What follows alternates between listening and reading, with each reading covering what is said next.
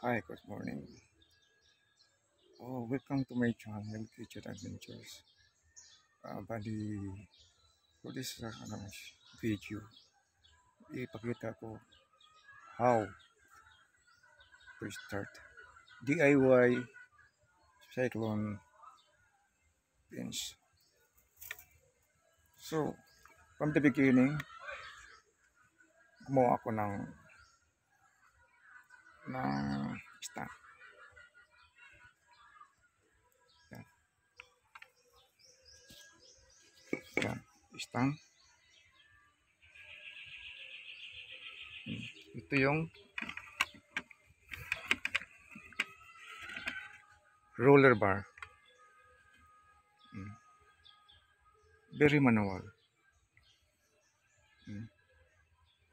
So, para di masyadong magalaw, gumawa ko ng curving, manual curving sa stand. So, dito siya pinapasok. Detachable ang kanyang roller.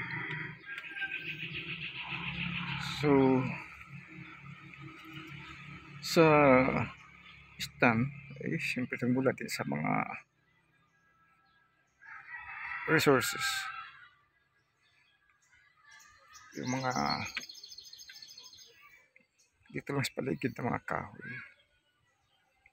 So, ginawa ko ng paraan para to use DIY cyclone pins. So, from yesterday, bali nag-start na ako kapon regarding this. So, ito yung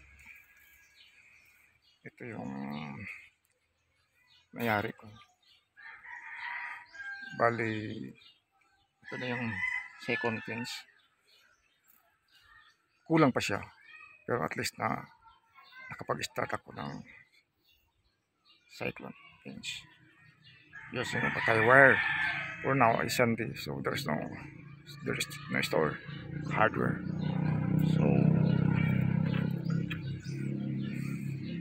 next time, I'll show some of my products regarding this cyclone pins. You can use for free. So for now, this area is supposed to be for my poultry, like for the goat or chicken. This is my area. So, andyan yung mga poste. So, nag-start pa lang talaga. Mano-mano. So, by this stand, cyclone stand, manual for cyclone pins. This is the start of how to use the cyclone pins. So,